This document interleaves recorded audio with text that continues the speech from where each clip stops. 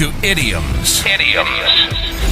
The one show on the internet that thrives off misinformation and propaganda. You keep providing the facts, and we'll keep spreading the conspiracies. I don't know if you can hear me over the music. Let's turn it down a little bit more. I think, oh yeah, there we go. The bars are definitely lower. Hey, I'm just trying to figure all this stuff out. That way I can make it the best show possible for you. Yes.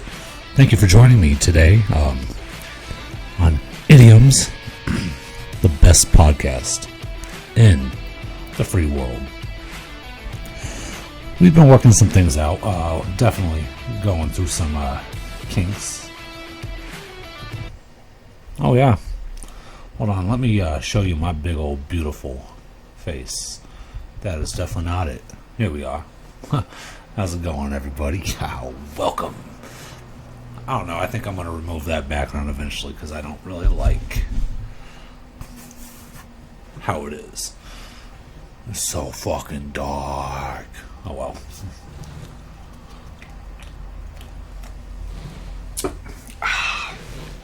Cheers. I don't know. Like usual, you guys know, at least if you've been paying attention, I have just so many thoughts and ideas, and it's hard to structure. Have a nice structure to be able to present them thoroughly. My main concepts have been propaganda.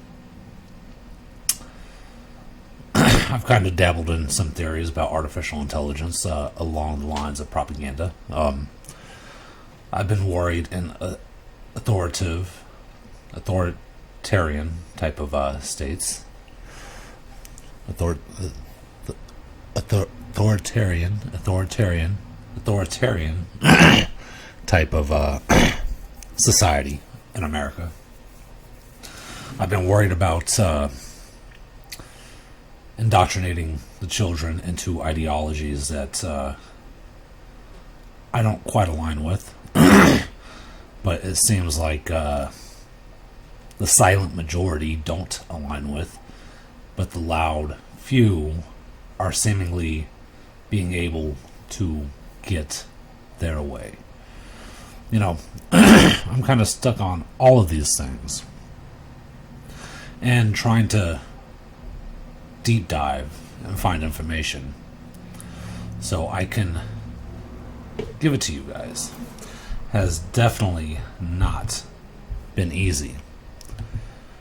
What I was thinking about doing today was trying to find articles. So, I mean, if you're the one person that does stumble upon this video or podcast and you're able to lead me in the correct direction, I would appreciate it. But my thought process, just because how things have just been so crazy recently in the past good few,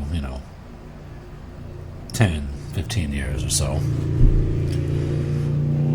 and just how things seem to be so volatile.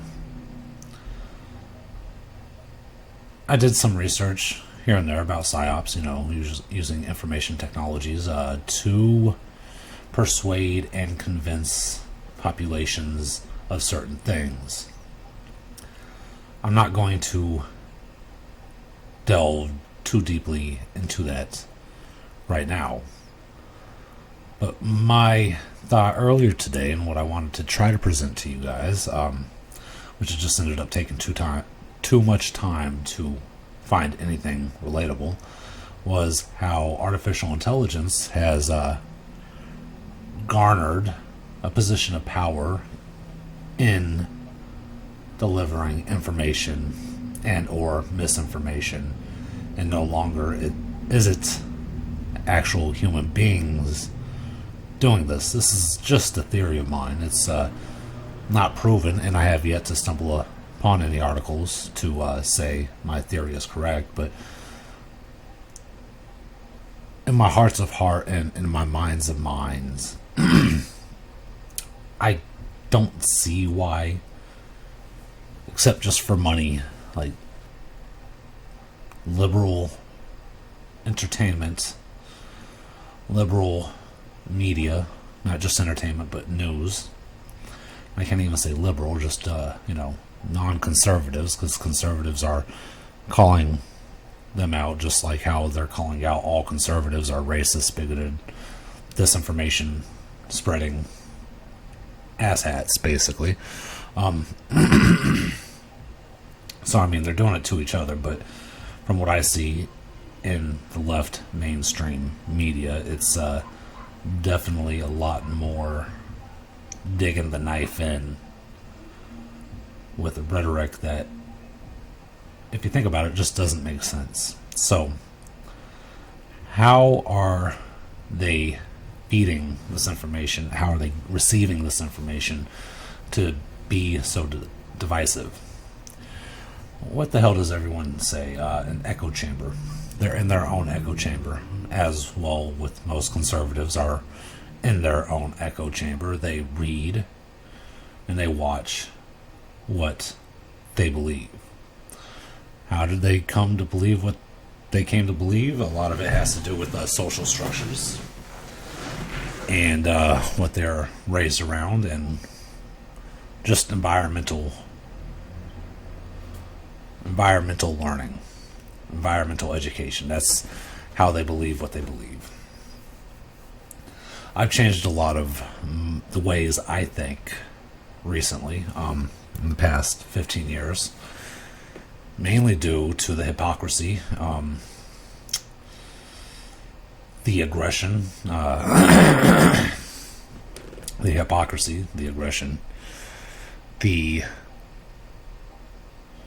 nonsensical attitudes and attributes a lot of people show, and the irresponsible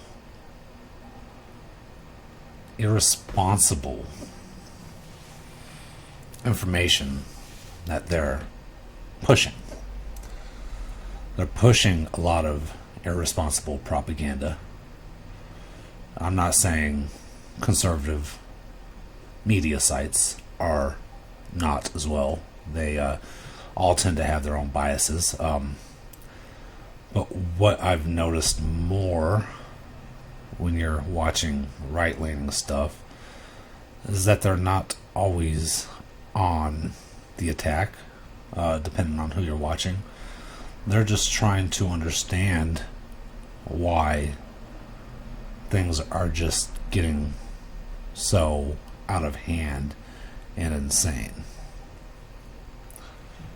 I don't know, there's a good example of, trans couple, the dude, which is originally born a woman, gave birth, and the chick, which was originally born a man, is having the baby latch on the fucking nipple, and we all know that this dude, ex-dude, whatever, is not going to produce milk. It's just not going to happen. And it's borderlining child abuse at that point, I believe, having a baby suck on a nipple that is not going to provide any nutrients just to say it's done. It's just, I believe it's borderline child abuse. No, you may not agree with me, and that's fine. You may think that's perfectly healthy and normal for a child to suck on a male's tit. I don't. But they want us to start thinking that this type of behavior is normal. And, Hollywood, they're definitely not without their flaws or faults. I mean, as we're slowly learning, Hollywood elites have definitely been into rape and child molestation for fucking years. I mean, we all kind of knew about it growing up, but now it's all coming to light. Very interesting times that we're living in. But anyways, I digress. My topic that I wanted to talk about, how artificial intelligence is manipulating us. It's not people. It's not the news. It's not CNN. It's not MSNBC. It's not Fox. It's these echo chambers that have created, and the algorithms have created for us individually. And it shows us what we want to see. Like, I listen to some conservative people, and they look at TikTok, and they're on like some crazy liberal side of TikTok. I have yet to find that side. I am strictly on conservative, military, police officer side of TikTok. So I have yet to find the crazy side yet. I'm not really looking forward to it if I do. I think my mind will be blown. It will give me some good content to upload, I think. Yeah, it's like that. So you push the like button, you push the follow button. TikTok gives you an algorithm to follow. The same idea goes with Facebook and everything else. But what if artificial intelligence has developed a strategy and a plan? I don't know whether it's to begin taking over. I mean, we are creating robots, and I guarantee you those robots that are being created are developed by machines being controlled by computers. They're not being put together by hand or created by a person. So, who's to say what the end game is for the AI machines that run these algorithms, if they're actually using it to potentially collapse civilization as we know it? I mean, they basically did in the movie The Matrix.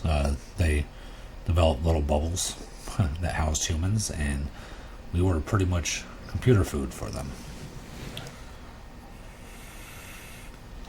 I'm not saying that's exactly what would happen or will happen, but I mean, you got to think the machines that have this high capacity learning capabilities have not somehow found a way or invaded our space to influence how we think. And if you think that you are not that gullible, where you wouldn't fall for propaganda or becoming indoctrinated, it doesn't matter if you won't fall for it. Potentially you have, especially with tension so high and everyone screaming trans this, trans that. It's all retarded, and we're all butting heads, and we're all shouting different things from different rooftops. But the children is kind of what you have to worry about. The government schools that they attend, public schools, from what most people say, but the government schools which they attend, they're not embracing intelligence. They're not embracing creativity. They're embracing order, structure, obeying, doing what you're told without question, and memorizing facts. If you become creative, generally you get a slap on the hand and you get told not to do that again, and eventually you conform. So, yeah, the children definitely would be the ones I'd be worried about the indoctrination. And you have to somewhat halfway think that these are the talking points and the highlights of what are enabling people. And imagine 23-year-olds now, for the past 15 years, we've been told and we've had propaganda shoved down our throats about a whole bunch of nonsensical identity politics. Speech should be a crime. Socialism, not capitalism. So you shouldn't make your own money. We should, be waiting in lines for government cheese. Is all the rave. And these 23-year-olds that are 23 years old now grew up on it. So, Let's do the math for 15 years. They'd be 13 at 10 years ago. They would be 8-year-old children 15 years ago. And basically, their whole life, they've grown up with the stigma, this indoctrination of nonsensical identity politics. That's all they've ever known. They've been thinking, our generation was running down the street, harassing POCs, people of color, which is fucking racist. Say it like that. Colored people of color. So that's all they know. They're 23. They're now just getting into the workforce with their master's degrees.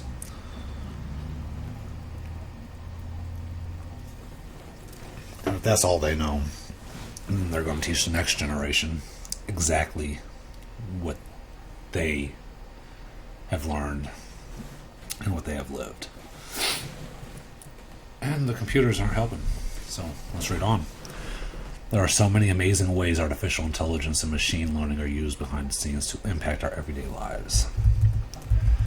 This was written back in 2019, pre-COVID, 2 years ago. Imagine how much more AI does now than it did even 2 years ago. AI assists in every area of our lives, whether we're trying to read our emails, get driving directions, get music, or movie recommendations. In this article, I'll show you examples how artificial intelligence is used in day-to-day activities such as social media, digital assistants, self-driving and parking vehicles, email communications, web searching, store services, offline experiences. How artificial intelligence improves social media. Artificial intelligence makes it easier for users to locate and communicate with friends and business associates. Twitter, from tweet recommendations, there we go, PsyOps right there, tweet recommendations, controlling what we see and influencing our decisions, to fighting inappropriate or racist content. See, fighting inappropriate or racist content. All I've read, and which has been highlighted, how, a racist any white person is because of the color of their skin. I know it gets deeper, but basically those are the cliff notes from what I've read. In enhancing the user experience, Twitter has begun to use artificial intelligence behind the scenes to enhance their product. They process lots of data through deep neural networks to learn over time what users' preferences are. Facebook. Deep learning is helping Facebook draw value from a larger portion of its unstructured data sets created by almost 2 billion people, updating their statuses 293,000 times per minute. Most of its deep learning technology is built on the Touch framework that focuses on deep learning technologies and neural networks. So far, here's a trend. It's all about how we think and how we function. And I know Facebook did an experiment years ago, seeing if they could make people change their emotions, whether that's making them happy or making them agitated or sad. And guess what? It fucking worked. It worked too well. So, yeah, like I said, it's proven. It's a military tactic now to use, information as a tactic in war. Propaganda, basically. Especially with, the social medias. Instagram also uses big data and artificial intelligence to target advertising and fight cyberbullying and delete offensive comments. As the amount of content grows in the platform, artificial intelligence is critical to be able to show users of the platform information they may like, fight spam, and enhance the user experience. Chatbots recognize words and phrases in order to hopefully deliver helpful content to customers who have common questions. Sometimes chatbots are so accurate that it seems as if you're talking to a real person. For example, the chatbot conversation in the image below shows AI being used to schedule a hairdresser appointment. Matter of fact, I had a chatbot just friend me on Snapchat. She's trying to hook up with me. Ain't gonna happen. I was born at night. Well, I wasn't born last night, you know? Now, artificial intelligence helps you every day through digital assistants. Apple Siri, Google Now, Amazon's Alexa, and Microsoft's Cortana are digital assistants that help users perform various tasks, from checking their schedules and searching for something on the web to sending commands to another app. AI is an important part of how these apps work because they learn from every single user interaction. How artificial intelligence helps you every day throughout parking your car and driving it. Self-driving and parking vehicles. How Uber's first self-driving car works. Now, how fucking sketchy is that? You're hopping in a self-driving Uber car with no fucking driver. I know it's going to be the norm here in 20 years, but, you know, as the test subject, you're hopping in it. Seems super sketchy to me. Top-mounted LiDAR becomes 1.4 million laser points per second to create a 3D map. Think of it this way, like if you're a criminal and you start abusing this car back when it starts becoming a normal thing, then you're going to have the police, which are going to be robotic cars, and then you're going to have freaking robots come out and detain you. It's going to be fucking scary. Hopefully, you know how to cloak with the surveillance systems that are going to be in play, and are able to hide very well if you're going to be a criminal, because pretty soon it's going to be nearly impossible to hide from everything. I had a buddy of mine come up with the theory with the whole COVID thing when we first started. It's for facial recognition software. It makes valid sense to me. So a lot of the times the cameras aren't able to tell who you are if you cover most of your face. But you wear a mask and it's just your eyes, just right here, and it's able to determine who you are. Then, you know, the littlest of masks will not be helpful to hide your identity.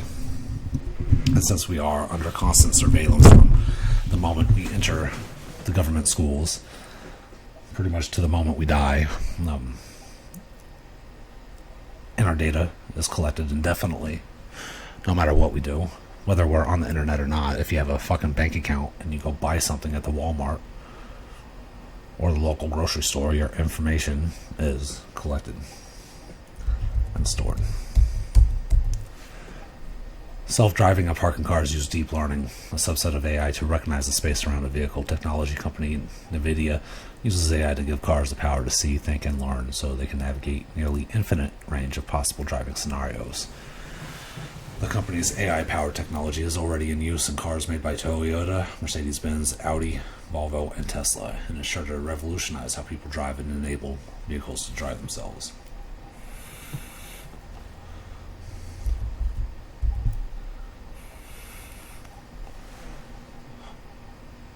How artificial intelligence improves email communications. Smart Replies in Gmail. Smart Replies offer users a way to respond to emails with simple phrases like, yes, I'm working on it, or no, I have not. Email filters. How artificial intelligence helps with web searches. AI has been used to help with Google searches for quite some time. Google predictive searches. When you begin typing a search term and Google makes recommendations for you to choose from, that's AI in action. Google's algorithm. Google's search engines evolved over time by studying the linguistics used in searches. Its AI learns from results and adapts over time to better meet the needs of users. For example, a search of what are neural networks and how are they related to synapses offers Google choice of best answer highlighted at top, followed by a list of sources that answer the question. But what if Google's best answer for neural networks and how they are related to synapses? Very interesting question, matter of fact.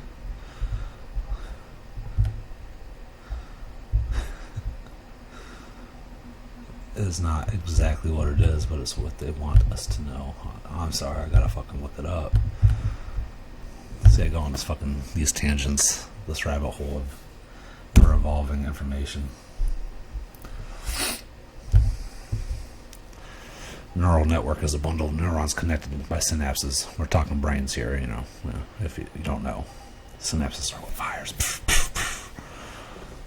Talking about the artificial one, the role of neurons are played by the units that perform calculations. Each of these neurons receives data from the input layer. That's crazy. That's how they talk about computers. They talk about it as a giant brain, I guess. Artificial neural networks, ANNs, A-N-N-S, usually simply called neural networks. ANNs are computing systems inspired by the biological neural networks that constitute animal brains. An ANN is based on a collection of connected units or nodes called artificial neurons. Which loosely model the neurons in a biological brain. Each connection, like the synapses in a biological brain, can transmit a signal to other neurons. An artificial neuron receives a signal, then processes it, and can signal neurons connected to it. The signal at a connection is a real number, and the output of each neuron is computed by some nonlinear function of the sum of its inputs. The connections are called edges. Neurons and edges typically have a weight that adjusts as learning proceeds. The weight increases or decreases the strength of the signal at a connection. Neurons may have a threshold such that the signal is sent only if the aggregate signal crosses the threshold. Typically, neurons are aggregated into layers. Different layers may perform different transformations on their input. Signals travel from the first layer, the input layer, to the last layer, the output layer, possibly after traversing the layers multiple times.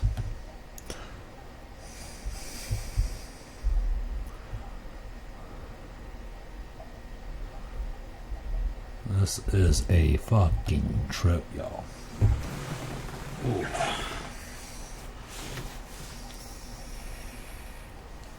Stanford researchers create a high-performance, low-energy artificial synapse for neural network computing. What was this? 2017. 4 years ago? It was 5 years ago. By Taylor Kabuta. Alberto Sayo, Associate Professor of Material Science and Engineering with graduate student Scott Keene, characterizing the electrochemical properties of an artificial synapse for neural network computing. They are part of a team that has created the new device. A new organic artificial synapse made by Stanford researchers could support computers that better recreate the way the human brain processes information. It could also lead to improvements in brain-machine technologies. For all the improvements in computer technology over the years, we still struggle to recreate the low-energy, elegant processing of the human brain. Now, researchers at Stanford University and Sandia National Laboratories have made an advance that could help computers mimic one piece of the brain's efficient design. An artificial version of the space over which neurons communicate, called a synapse. It works like a real synapse, but it's an organic electronic device that can be engineered, said Alberto Celio, Associate Professor of Material Science and Engineering at Stanford.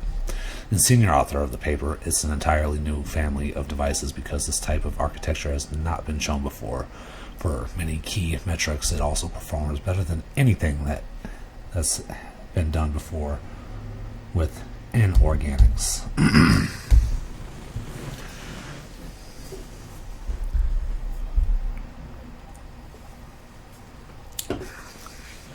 The new artificial synapse reported in the February 20th issue of Nature Materials mimics the way synapses in the brain learn through the signals that cross them.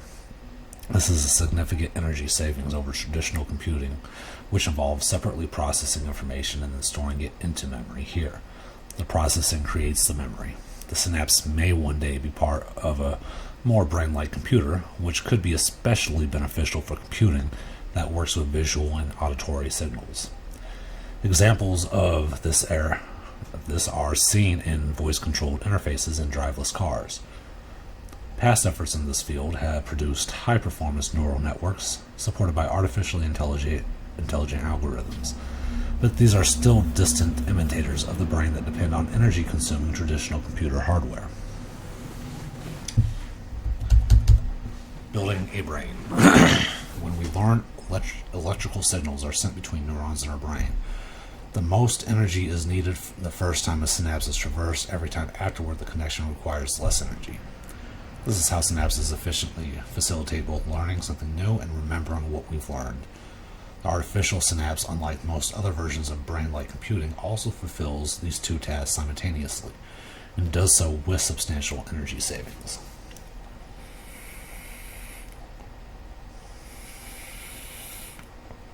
Deep learning algorithms are very powerful, but they rely on processors to calculate and stimulate the electrical states and store them somewhere else, which is inefficient in terms of energy and time, said Yuri van Dibert, former postdoctoral scholar in the SCIO lab and lead author of the paper. Instead of simulating a neural network, our work is trying to make a neural network. Fucking interesting. so trippy. The artificial synapse is based off a battery design. It consists of two thin, flexible films with three terminals connected by an electrolyte of salty water. The device works as a transistor, with one of the terminals controlling the flow of electricity between the other two. Like a neural path in a brain being reinforced through learning, the researchers programmed the artificial synapse by discharging and recharging it repeatedly. Through this training, they have also been able to predict within 1% of uncertainty what voltage will be required to get the synapse to a specific electrical state, and once there, it remains at the state. In other words, unlike a common computer where you have your work to the hard drive before you turn it off, the artificial synapse can recall its programming without any additional actions or part. I'm sorry, this is super interesting because it goes to my theory of being able to transfer consciousness. Don't know if it's a possibility if you lose yourself in the process. I'm assuming a couple of trials and errors people would, but I do believe it's probable to be able to remove your consciousness, knowing it is just electricity, and storing it in something like a computer. And in all honesty, this is the only way my small pea brain could wrap my brain around intergalactic space travel. And then, you have the computer brains, or your brain and the computers or whatever, with little human DNAs, and you start growing babies to populate the planet. But, probably by then we'd realize that the human species is just like a fucking virus, and we probably would not populate the Earth in that manner. We'd probably take the consciousness of those people and make them robots, or the robots would have their own consciousness. I don't know. There's too much if and or buts and crazy, off the wall rabbit holes that we could really dive deep in. Testing a network of artificial synapses. Only one artificial synapse has been produced, but researchers at Sandia used 15,000 measurements from experiments on that synapse to simulate how an array of them would work in a neural network. They tested the simulated network's ability to recognize handwriting of digits 0 through 9, tested on 3 data sets. The simulated array was able to identify the handwritten digits with an accuracy between 93 to 97%. Although this task would be relatively simple for a person, traditional computers have a difficult time interpreting visual and auditory signals. I think that's why they say water when you're doing this, because this is just still making me phlegm up.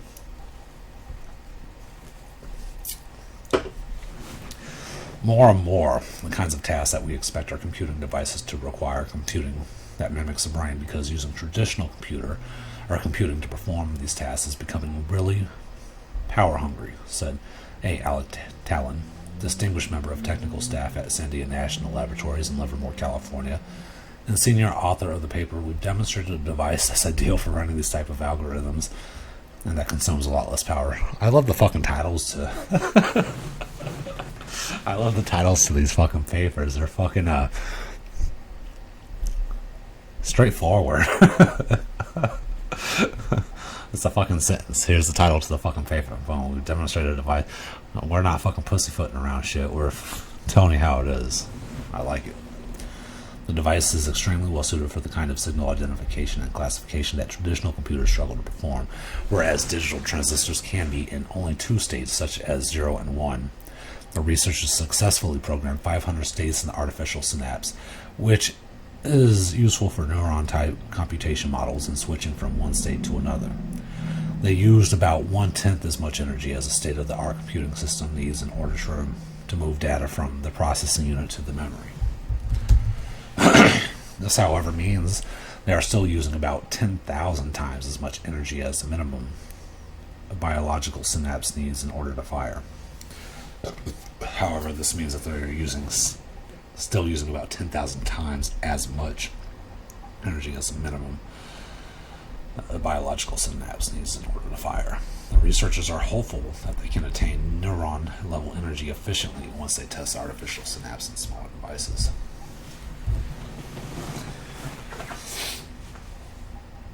Wow.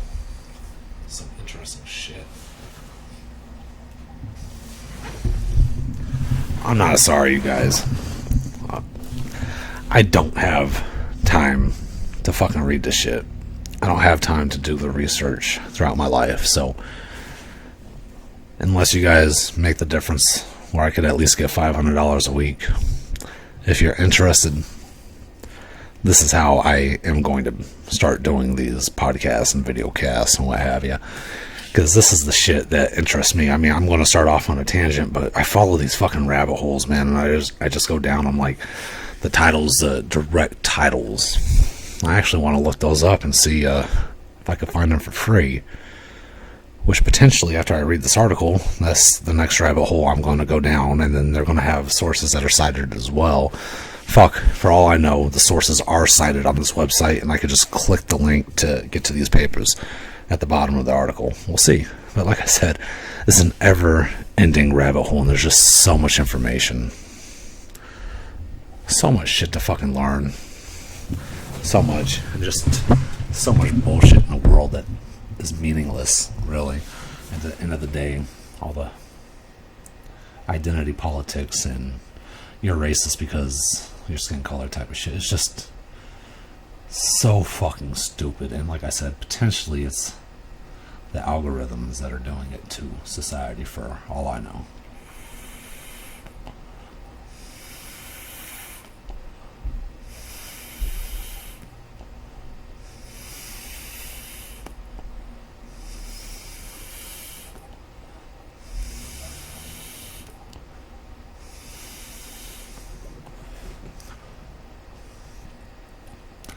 Organic potential.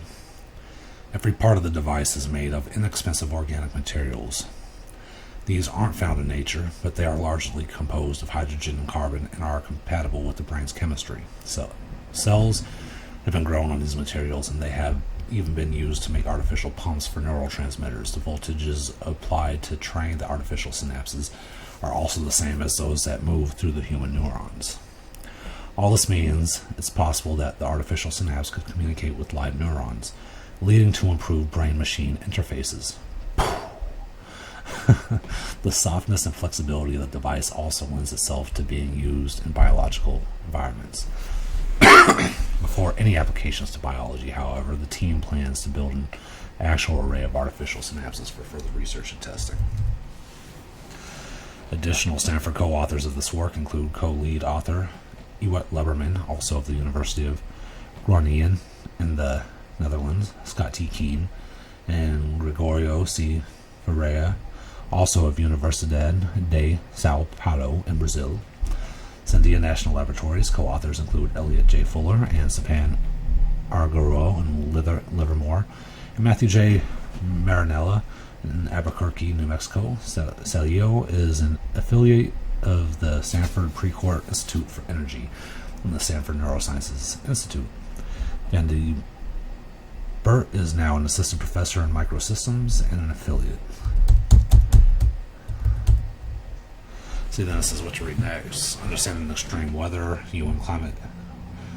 That's not what I want to read next, and it doesn't have the sites that I was looking for, unfortunately. So we're going to have to come back up here.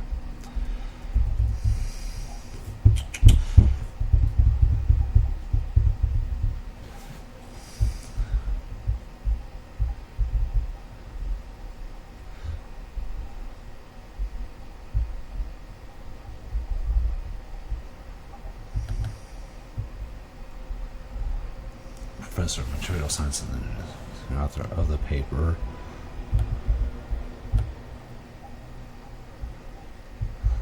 Dude, that's the fucking that's the name of the paper.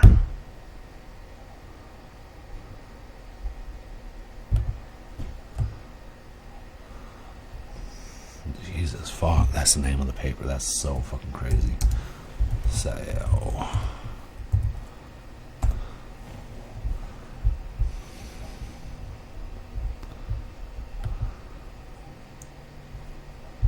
it's the same one, isn't it?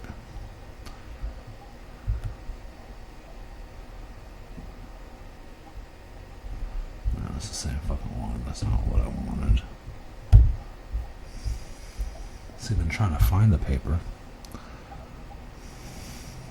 It's a fucking pain in my fucking cock entirely.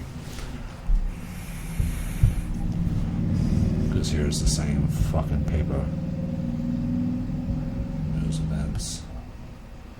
Building a brain. Here we go. Here's about research, neuro discovery, funded projects, grants, trainings, community.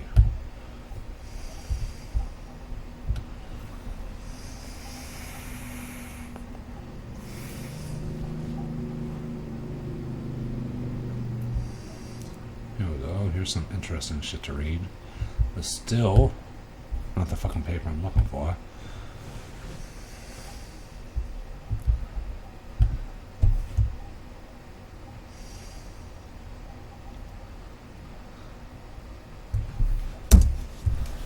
Paper.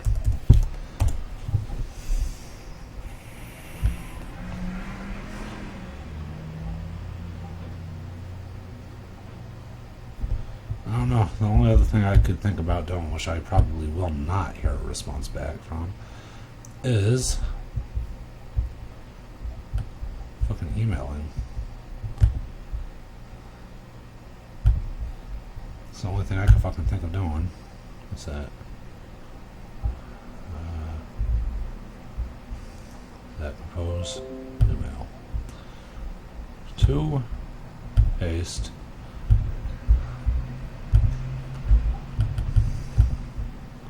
Copy.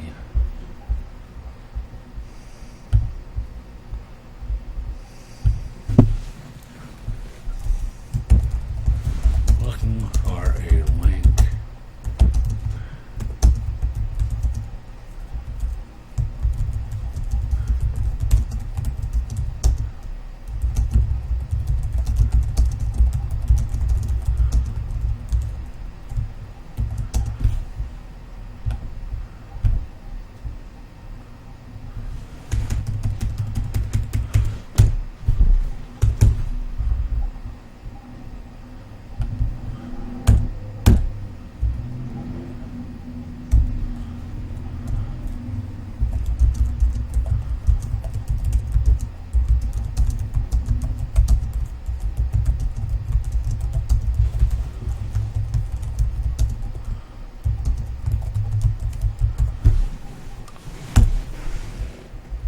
Alright, I sent the email, and more than likely I won't get a response back.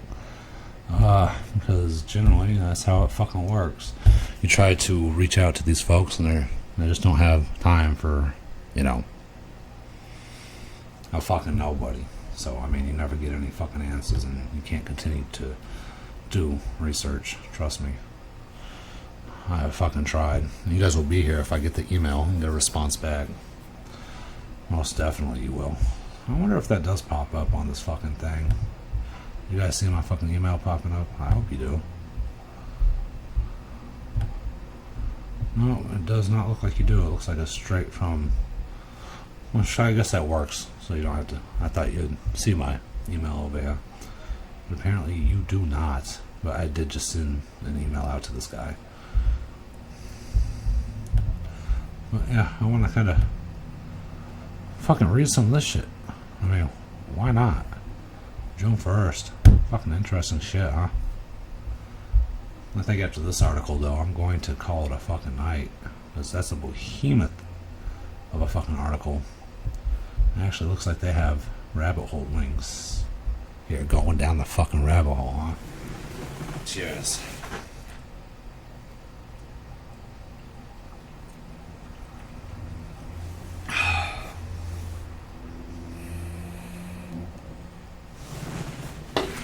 I'm sorry, I'm trying to quit smoking cigarettes. And I think this is running out, so it's getting harder and harder to get a little hit from. Probably not going to quit tonight because I forgot my other little jewel pad pod thing in the fucking truck. So I'll probably be smoking regular cigarettes here very shortly.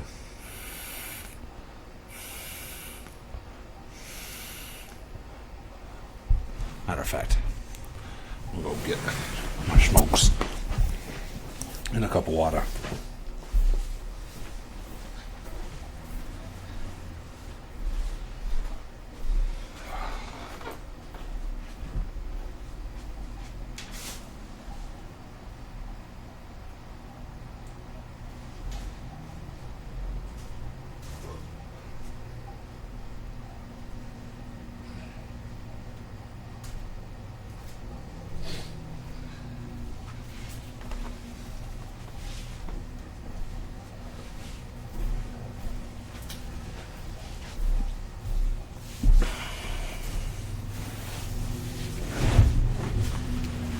Ooh.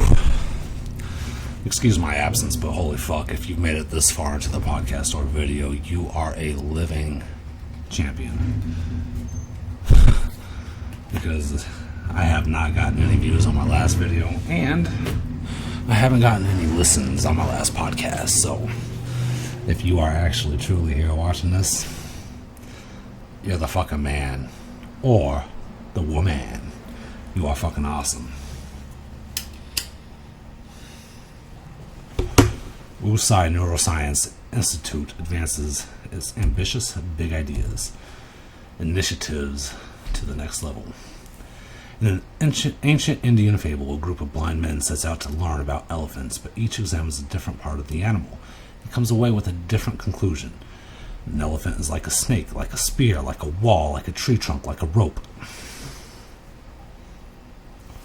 Neuroscience has long faced a similar challenge with even fundamental questions such as the number of cells in the brain producing different answers when viewed through the lenses of genetics and not anatomy, circuit connectivity, or behavioral function. And unlike the blind men and the elephant, neuroscientists are limited in their ability to directly study the object of the desire, the human brain itself.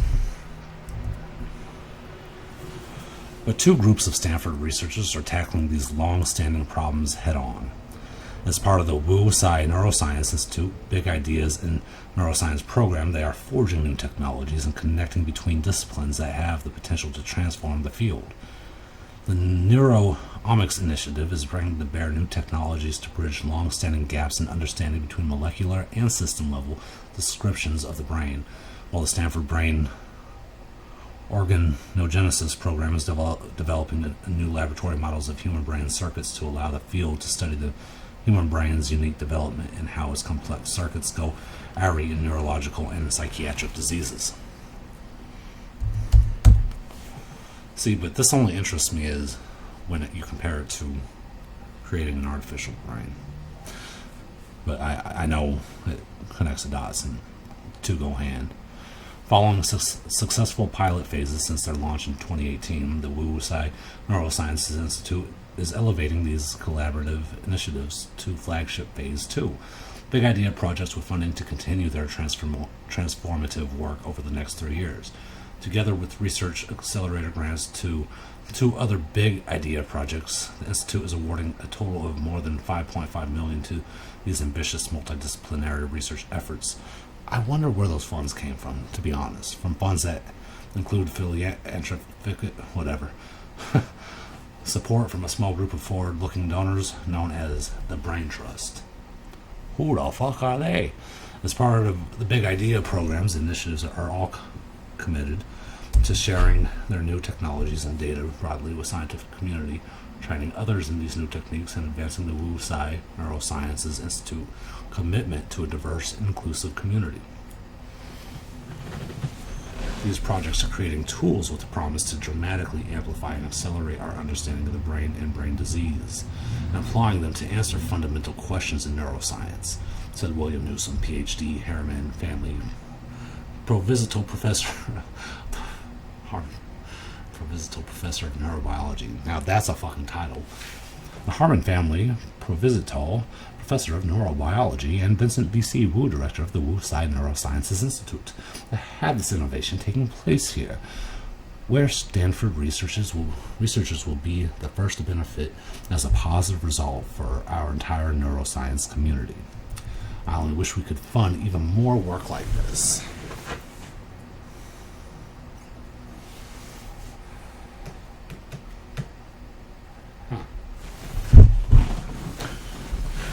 Omics Initiative aims to bridge gaps between molecular and systems neuroscience. A decade-long revolution in gene sequencing technology has recently made it possible to unveil the inner workings of cells in unprecedented detail by comprehensively measuring the patterns of gene activity, transcriptomics, and complement of protein machinery, proteomics, produced by individual cells, and to do at a scale of whole organs and organisms. The Neuro-Omics Initiative was launched by Alice Ting, PhD, Quinn Liu, PhD, and Stephen Quaig, D.Phil, who realized that these big data technologies paired with modern machine learning could allow scientists to comprehensively and reliably classify the cells of the brain based on their genetic programming. With these unique molecular signatures, neuroscientists could, for the first time, confidently examine the same brain cells from many different perspectives, from their local anatomy and physiology to their participation in the large-scale circuit activity that is responsible for the ability to perceive, think, remember, and act. Explaining circuit-level behavior at the level of cells and molecules is a fundamental goal of neuroscience, said Ting, a professor of genetics and of biology, and Chan Zuckerberg, Biohub investigator. If you think, I wonder if this Chan is related to Mark.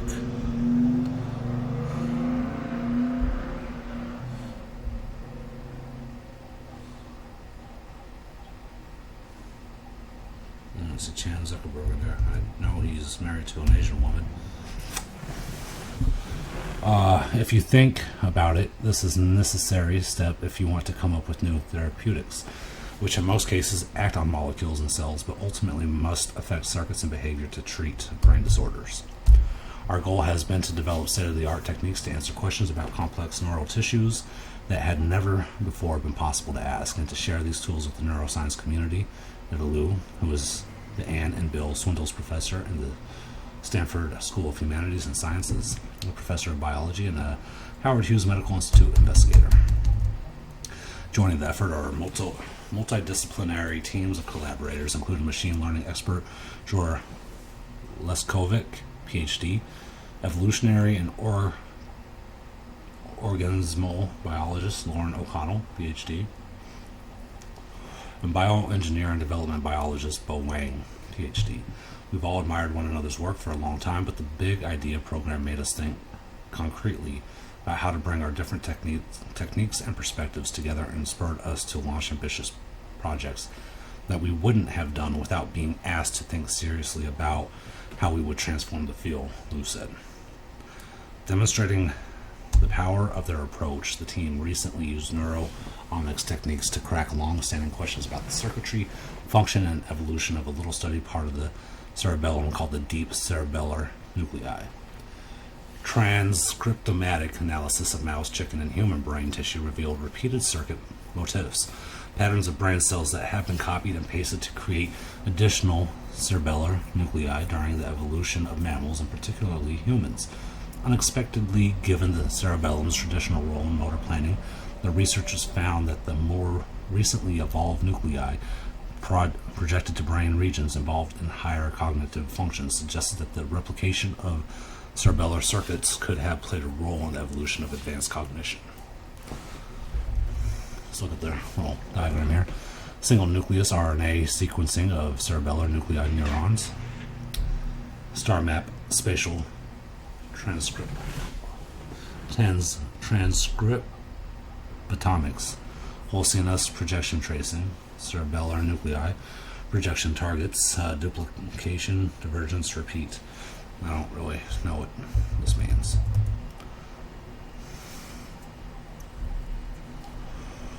It is illustration of Neuro Omics technique showing identification of cell types of cerebellum, their anatomical positions, and brain-wide projections, which together reveal new insights into the evolution of cerebellar nuclei in chickens, mice, and humans.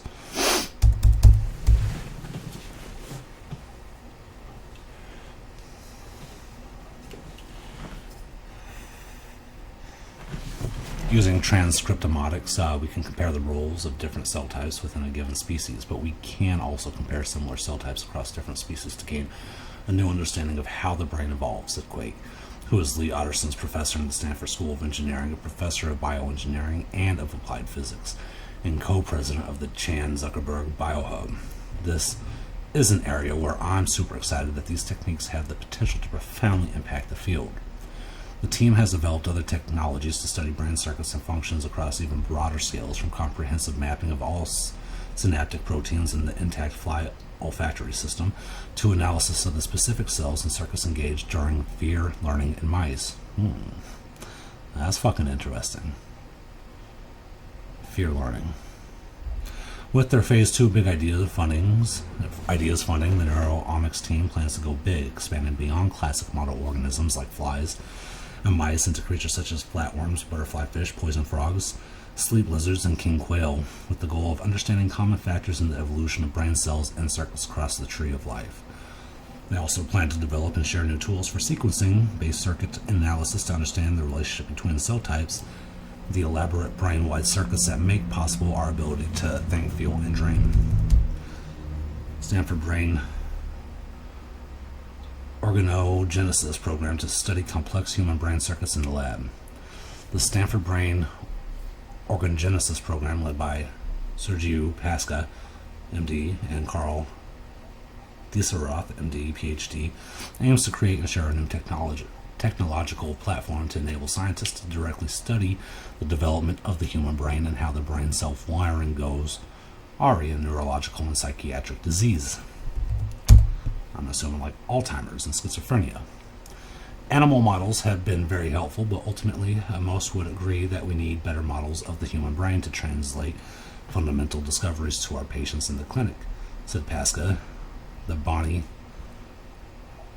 Yutengzu and family director of Stanford Brain Organogenesis program and an associate professor of psychiatry and behavioral sciences. Fortunately, the call for big ideas came just as a set of powerful technologies were being developed across campus that could make this possible for the first time. Pasca's group had developed an approach to transform skin cells of patients and healthy volunteers into cellular aggregates that resemble specific brain regions. In 2017, his lab showed that these 3D cultures, also known as organoids, could be grown together to form miniature functional human brain circuits. What? Fucking nuts, man. Which Pascal dubbed as symbioids. We realized that this series of technological advances would allow us to access previously inaccessible aspects of human brain development for the first time, and ultimately to create a new field of human neuroscience at the molecular, cellular, and circuit level, Pascal said. For example, Pascal's team recently used a symbioid platform to create working models of the human brain circuits involved in motor disorders like ALS, combining spheroids of human cortical and spinal and muscle tissues in lab dishes and allowing them to naturally form functional connections. The group now has the ability to model a variety of neural circuits involved in schizophrenia, addiction, and other disorders by combining spheroids mimicking over a dozen different brain regions. Fucking insane, yo. Patient versus control, fibroblasts, HIPS cells, 3D aggregation, brain region specific organoids, symbioid.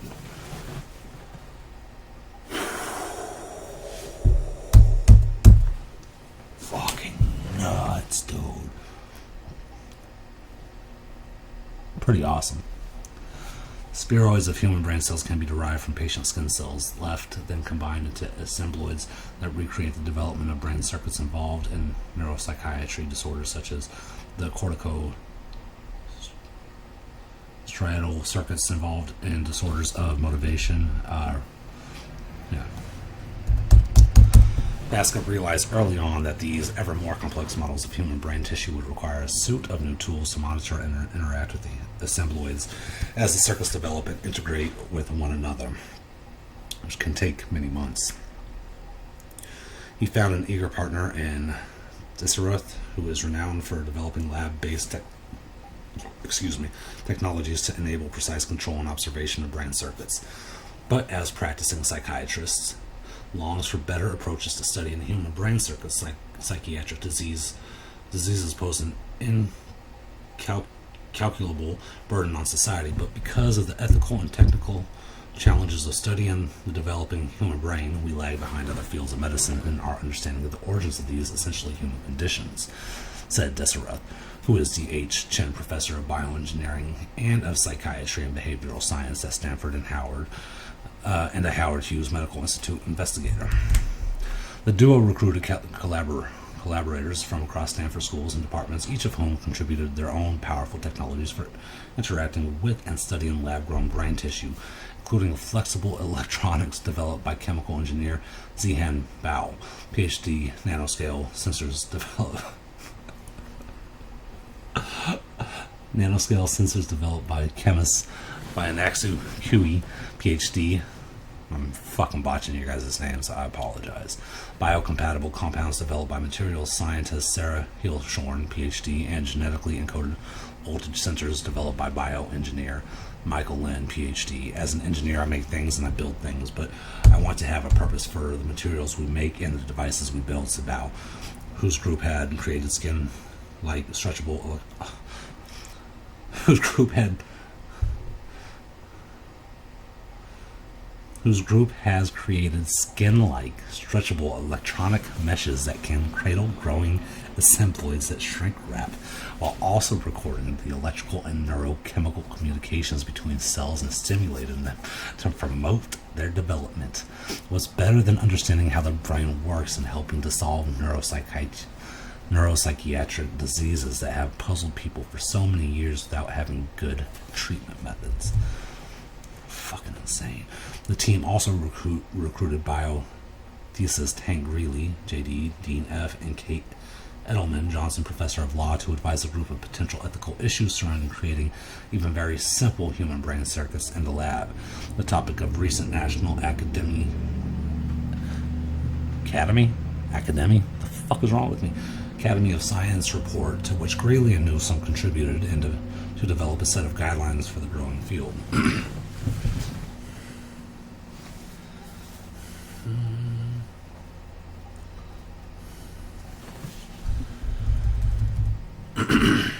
The new Phase 2 Big Ideas funding will be the time to put all the technology they've developed so far to the test, the team says, creating a platform to study the development of a wide array of human neural circuits, testing the discoveries against ex vivo human tissue samples, and exploring their ability to integrate into the brains of living mice.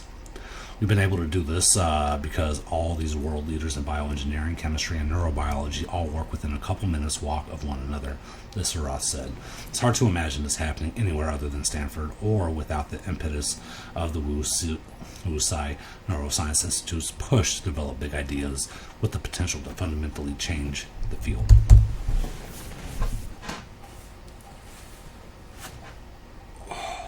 Fucking mind-blowing, bro.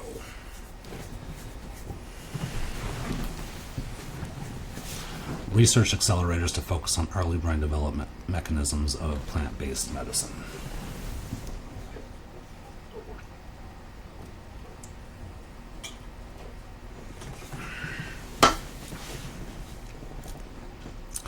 The Wu-Tsai Neurosciences Institute is also announcing 2-year research accelerator grants to 2 other 2018 Big Idea pilot projects.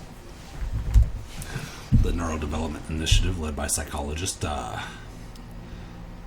Calvinet Grill-Spector, PhD, and MRI physicist Jennifer McNabb, PhD, is developing new tools and techniques for newborn and infant magnetic resonance imaging, MRI, with the goal of better understanding early human brain development and improving screening for neurodevelopmental abnormalities in the first months of life.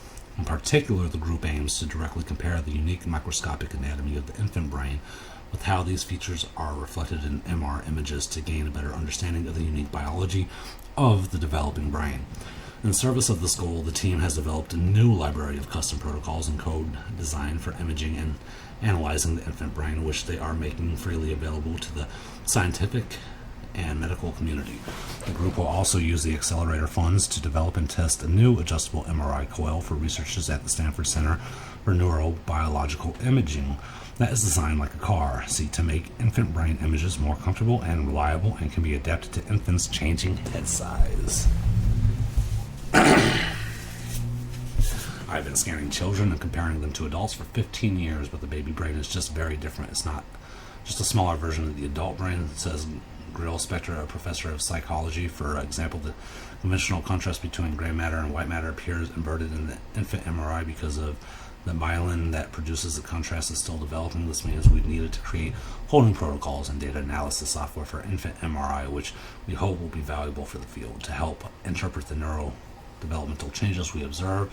We have also developed new approaches to directly compare MRI and advanced histology in the same ex vivo tissue samples, added McNabb, an associate professor of radiology, gaining a better understanding of what each MRI pixel represents in terms of micro-constructural features such as density and organization, myelin, glia, and cell bodies will help advance our understanding of this critical stage of development.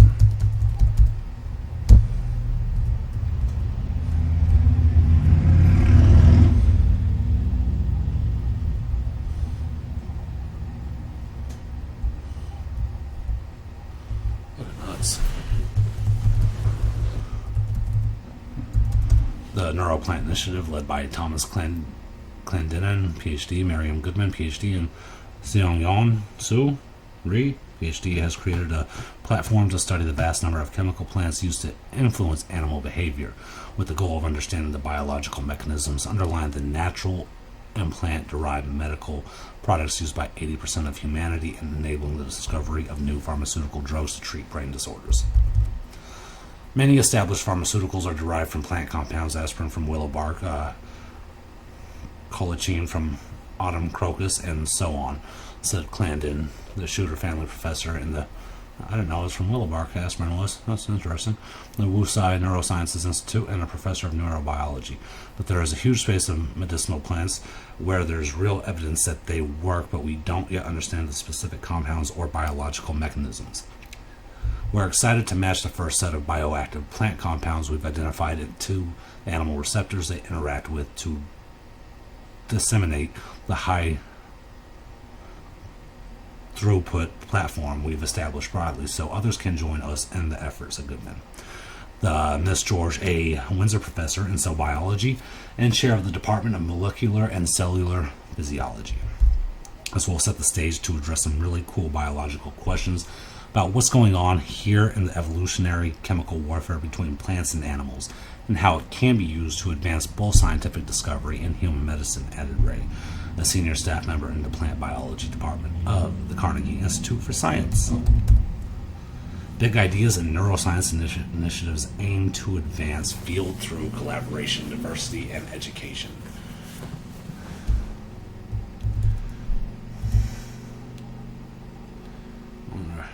These fucking rabbit holes go, man.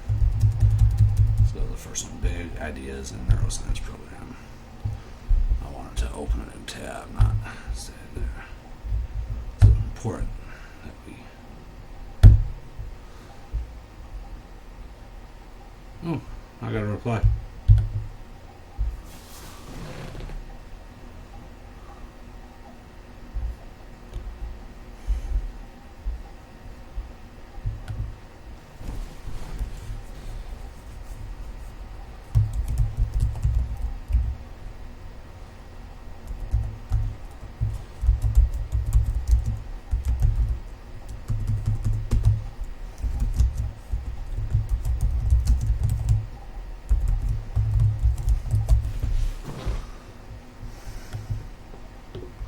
I actually did get a reply. That's fucking awesome. Found the paper. Boom. Fucking love it. See, unfortunately, I gotta buy the article.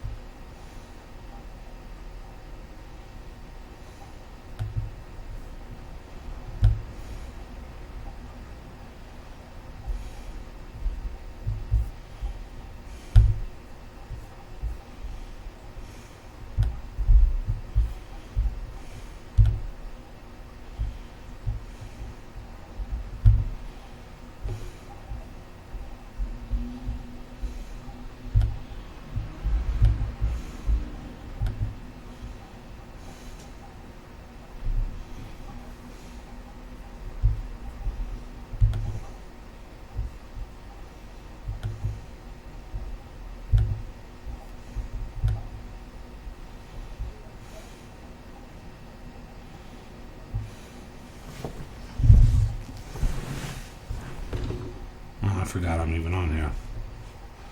Sorry guys, I'm trying to figure this out real quick. I'm gonna fucking call this number.